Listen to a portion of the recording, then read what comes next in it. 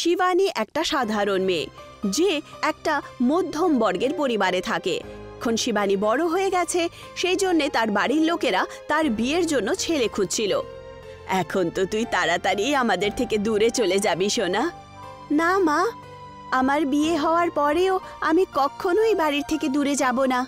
হ্যাঁ, বিয়ের পর আমাকে নিজের শ্বশুর বাড়িতে নিশ্চয়ই যেতে হবে, কিন্তু তার মানে এটা নয় যে আমি তোমাদের সাথে দেখা করতে আসবো না। ঠিক বলেছো মা, তুমি বিয়ের পরেও মা কখনো নিজের মা বাবার থেকে দূরে থাকতে পারে না। মেয়ে তো শুধু একটা বাড়ি থেকে অন্য একটা বাড়িতে চলে যায়, আর চোখের সামনে থেকে দূর হওয়াটা তো আর এমন নয় যে মন থেকে দূর হয়ে গেল। এটাই বললো তো বাবা কাজের কথা। যাই বলো, যে চোখ থেকে দূরে হয়ে যায় সে আস্তে আস্তে মন থেকেও দূরেই চলে যায়। না মা, আমার সাথে এরকম হবেই না। তুমি যেটা বলছো সেটা অন্য লোকেদের সাথে হয় নিশ্চয়ই, কিন্তু দেখো আমি তোমাদেরকে অনেক অনেক মাস পর্যন্ত না দেখতে পারি, কিন্তু যখনই তুমি মন থেকে আমার কথা ভাববে আমি সব সময় চলে আসব। কথা বলতে তো তুই বাবা আর মেয়ে দুজনই খুব মাহির। ভগবান করুক তোর বিয়ের পরেও তোদের দুজনের এই ভালোবাসা এইরকমই থাকে। আচ্ছা আচ্ছা, এবার আমাকে একটু জল খাবারটা খাইয়ে বিদায় করো তো দেখি। শিবানীর জন্য একটা জায়গায় কথা বলেছি, কেই ছেলে দেখতে যাব আমি। ঠিক আছে, তুমি হাত মুখ ধুয়ে নাও, আমি তোমার জন্য জল খাবার আনছি। শিবানীর বাবা হাত ধুতে চলে যান আর শিবানীর মা ওনার জন্য জল খাবার আনে, আর শিবানী বাড়িতে বানানো ছোট্ট মন্দিরে যায়। হে কৃষ্ণ ভগবান, আমার বিয়ে যেই ছেলের সাথেই হোক না কেন তার ব্যবহার যেন ভালো হয়, আর সে নিজের মা বাবার সাথে সাথে আমাকেও আমার মা বাবার সম্মান আর সাহায্য করতে না আটকায়। আপনি তো জানেনই যে আমার বিয়ের পর মা বাবা দুজনই একেবারে একা হয়ে যাবেন। এইখানে শিবানী কৃষ্ণ ভগবানের কাছে প্রার্থনা করছিল, আর অন্যদিকে তার বাবা জল খাবার খেয়ে ছেলের সাথে দেখা করতে যান। ছেলের বাড়িতে পৌঁছানোর পর শিবানীর বাবা জানতে পারেন যে যেই অবস্থা তাদের সেই অবস্থাই ছেলের বাড়িরও। আগে নমস্কার, আমার নাম হলো অতুল। নমস্কার বাবা, কেমন আছো তুমি? আমি তো একদম ঠিক আছি। দেখো বাবা, আমি কথা বাড়ানোর আগে তোমাকে একটা পরিষ্কার করে কথা বলতে চাই। আমরা তো গরিব মানুষ। আমার মেয়ের সাথে বিয়েতে যদি তোমার যৌতুক টৌতুক লাগে তাহলে আমাকে আগে বলে দাও। আপনি কি আজেবাজে কথা বলছেন? আমিও তো আপনারই মতন একটা ছোট পরিবারের ছেলে। বাড়িতে মা রয়েছে, আর আমি কাজের জন্য সবসময় শহরেই থাকি। সেই জন্য আমি এমন একটা মেয়েকে খুঁজছি যে বিয়ের পরে আমার মাকে খেয়াল রাখতে পারে। বাবা, আমি আমার মেয়েকে আজ পর্যন্ত বড় উপহার তো দিতে পারিনি ঠিকই, তবে খুব ভালো করে মানুষ করেছি। আমিও তো এটাতেই বিশ্বাস করি। উপহার তো যখন তখন দেওয়াই যায়, কিন্তু ভালো মানুষ করারও তো একটা বয়স থাকে, তাই না? আর সেই বয়সটা হলো ছোটবেলার বয়স। আগে ঠিক কথা বলেছেন আপনি। আমাদের দুজনের মতামত দেখছি প্রায় একই রকম বাবা। তোমরা দুজন শুধু একবার একে অপরকে পছন্দ করে নাও, তাহলেই সম্বন্ধটা পাকা করে নেব। তা আপনি যেমন বলবেন। আমি যখন ইচ্ছা আপনার মেয়েকে দেখার জন্য চলে আসতে পারি। যখন তখন কেন? এখন কেন নয় বাবা? হ্যাঁ, যদি এখন হতে পারে তাহলে এখনই চলুন, এখনই আপনার সাথে যাই আমি। শিবানীর বাবা অতুলকে নিয়ে নিজের বাড়িতে যান। এই যে মা শিবানী, কোথায় তুমি? দেখো বাড়িতে কে এসেছে। নিজের বাবার আওয়াজ শুনে শিবানী ওনার কাছে আসে। শিবানী দেখতে খুবই সুন্দর ছিল, সেই জন্যে যখন অতুল তাকে দেখে তখন দেখতেই থাকে। এই যে শোনো, একে অপরকে কি এইভাবে দেখতে থাকবে নাকি কোনো কথা টথা বলবে? নিজের বাবার কথা শুনে শিবানী লজ্জা পেয়ে ওঠে। আমি জল নিয়ে আসছি বাবা। শিবানী আর অতুল দুজনই একে অপরকে পছন্দ করে নেয়, আর তাদের বিয়ে পাকা হয়ে যায়। তাড়াতাড়ি বিয়ের মুহূর্ত বেরিয়ে আসে, আর কিছু সময়ের মধ্যেই দুজনের বিয়ে হয়ে যায়। বিয়ের কিছুদিন পর অতুল নিজের চাকরির জন্য শহরে চলে যায়, আর শিবানী নিজের শ্বশুর বাড়িতে নিজের শাশুড়ির সেবায় জুটে যায়। কখনো কখনো তো আমার বিশ্বাস হয় না যে আমার ছেলে এইরকম বৌমা এনেছে। আপনি এরকম কেন বলছেন মা?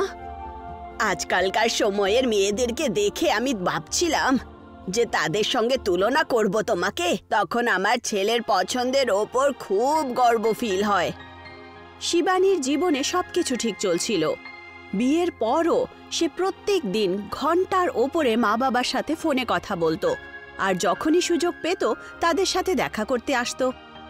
দীপাবলি আসছে মা, আমি কি আমার প্রথম দীপাবলি আমার মায়ের সাথে পালন করি? এতে জিজ্ঞাসা করার কোন ব্যাপার বাবু, ব্যাস একটা ছোট্ট কথা বলবো তোমাকে। হ্যাঁ বলুন না। আমিও এখানে থেকে থেকে বোর হয়ে গেছি। এইবারের দীপাবলি কি আমিও তোমার বাড়িতে তোমার মা বাবার সাথে পালন করতে পারি? আরে এটা কোনো কথা নাকি মা? এটা তো বলার কথা। আপনি নিশ্চয়ই আমার সাথে চলুন। শিবানী নিজের শাশুড়িকে সাথে নিয়ে নিজের মায়ের বাড়িতে যায়। সবাই খুব ধুমধাম করে দীপাবলি পালন করে। শিবানীর বাড়িতে খুশির মেলা লেগে গেছিল। তক্ষুনি সে ফোনে একটা বাজে খবর পায় যে তার বরের অ্যাক্সিডেন্ট হয়ে গেছে। এই খবর শুনে শিবানী জোরে জোরে কাঁদতে শুরু করে। হে ভগবান, হঠাৎ করে এটা কি করে হলো? খুশির মাঝখানেই এই দুঃখের কথা শিবানী মনে মনেই পুরো ভেঙে যায়। সে এখান থেকে সোজা নিজের শ্বশুর বাড়িতে যায়, যেখানে অতুলের কিছু বন্ধু তাকে নিয়ে এসেছিল। শিবানী দেখতে পায় যে অতুল হুইল চেয়ারে বসে আছে। কি হয়েছে গো তোমার? আমি আর কখনো নিজের পায়ে দাঁড়াতে পারবো না শিবানী। আমি তো কিছু বুঝতেই পারছি না যে কি বলবো। তোমার এই অবস্থা তো আমি দেখতেই পারছি না। এখন এটাই সত্যি, আজকের পর থেকে আমি শুধু একজন প্রতিবন্ধী হয়েই থেকে গেলাম। দুর্ঘটনাতে নিজের পা হারানোর সাথে সাথে অতুল নিজের চাকরিও হারিয়ে ফেলে।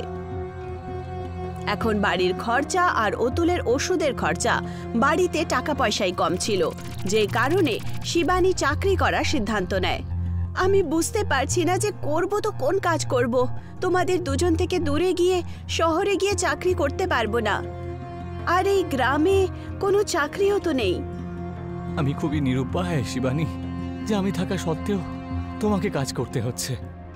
তুমি এরকম কথা বলো না। স্বামী স্ত্রী তো একে অপরের সাহারা হয়। আর তুমি একদম চিন্তা করো না, কোনো না কোনো রাস্তা নিশ্চয়ই খুঁজে পাবো। শিবানী একটা কথা ভাবে যে ওদের গ্রাম থেকে কিছুটা দূরেই একটা ছোট্ট কারখানা আছে। ওখানে অনেকগুলো লোক মজদুরি করে, আর সে এখন থেকে তাদের জন্য দুপুরের খাবার বানাবে। এখন শিবানী কারখানার কাছেই নিজের একটা ছোট্ট হোটেল খুলে দেয়। আমার সাহায্য করুন কৃষ্ণ ভগবান। আমি আজ পর্যন্ত কখনো খাবার বানাইনি, কিন্তু আমি খিচুড়ি বানাতে পারি। হয়তো এখানকার মজদুররা আমার বানানো খিচুড়ি পছন্দ করবেন।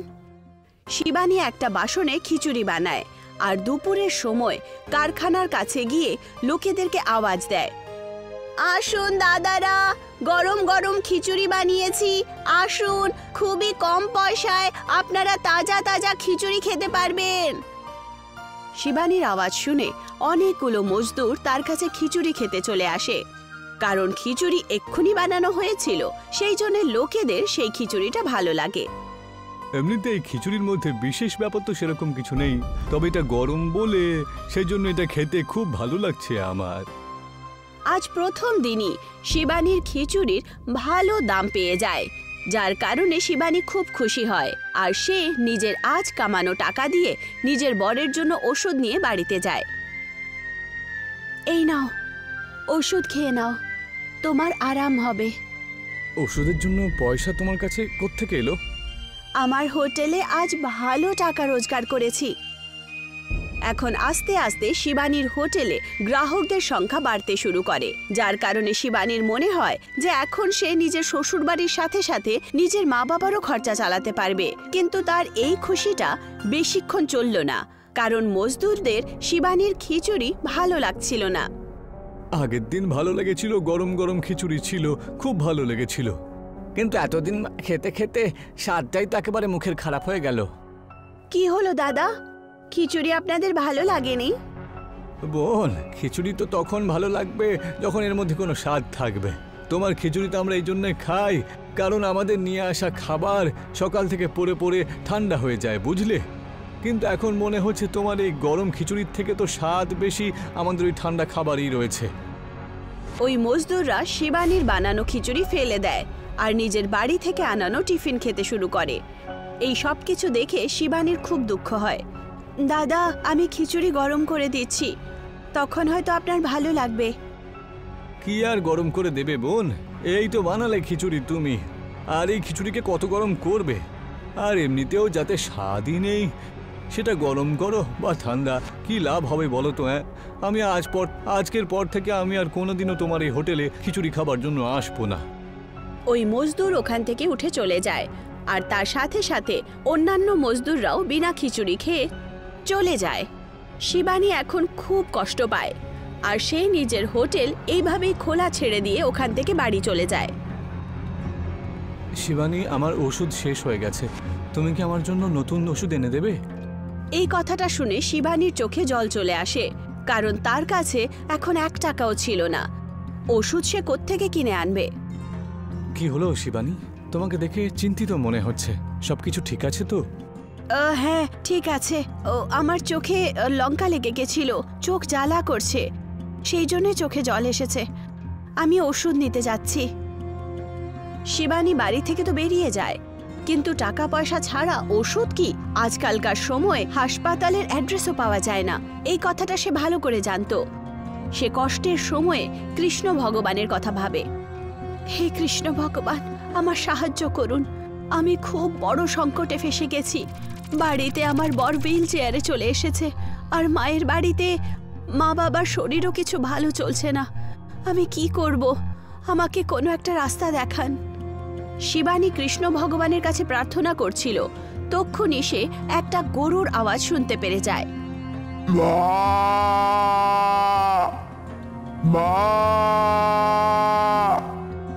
আওয়াজ শুনে শিবানী গরুর কাছে যায়। মনে হয় কৃষ্ণ ভগবান এই গরু আমার সাহায্যের জন্য পাঠিয়েছেন।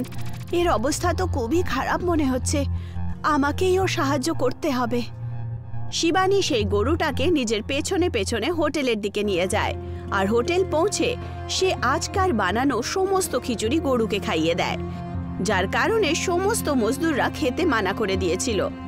এই নাও গাও মাতা, এটা খেয়ে নাও, তোমার খিদে মিটে যাবে। গরু খুব ক্ষুধার্ত ছিল, সেই জন্যে সে তাড়াতাড়ি সমস্ত খিচুড়ি খেয়ে নেয়। এখন শিবানী সেই গরুটাকে নিজের বাড়িতে নিয়ে আসে। বিকেলবেলা যখন গরু আবার ডাকতে শুরু করে, তখন শিবানী তাকে চারা খাওয়ায়, আর যখন তার চোখ গরুর স্তনের দিকে পড়ে, তখন সে তার থেকে দুধ বার করার কথা ভাবে। মনে হয় ও একটা দুধালু গরু, ওর দুধ বার করে দেখি। শিবানী বাড়ি থেকে একটা বালতি নিয়ে আসে আর গরুর দুধ বার করে। গরুও খুব গুণবান ছিল, সে দুধ দেওয়া শুরু করে দেয়। তার দুধে একটা আলাদাই চমক ছিল, আর একবারেই বালতি ভরে দুধ হয়ে যায়। আরে বাহ গৌমাতা, তুমি তো খুব কামাল করলে, আর এখন এই দুধ দিয়ে পনির বানাবো আর নিজের হোটেলে আবার কাজ শুরু করব। শিবানী গরুর দুধ দিয়ে পনির বানিয়ে দেয়। এই পনির হীরের মতো চমকাচ্ছিল, আর সে সেই পনিরটা নিয়ে গিয়ে নিজের হোটেলে পনিরের খিচুড়ি বানায়। এই পনির খিচুড়ির সুগন্ধে সমস্ত মজদুররা আবার হোটেলে চলে আসে খাবার খেতে। আজকে তো খুব ভালো গন্ধ বেরোচ্ছে, চায় বানিয়েছো, তাড়াতাড়ি দিয়ে দাও। শিবানী সবাইকে নিজের জাদুই পনিরের খিচুড়ি খাওয়ায়, যেটা সবাই খুব পছন্দ করে। আর এখন শিবানীর হোটেল আবার চালু হয়ে যায়। ও এখন ভালো টাকা রোজগার শুরু করে দেয়, যেটা দিয়ে সে নিজের বরের ওষুধের সাথে সাথে নিজের মা বাবারও অসুস্থতার খেয়াল রাখে। আর তারপর শিবানীর হোটেল পনির খিচুড়ির হোটেলের নামে প্রসিদ্ধ হয়ে যায়।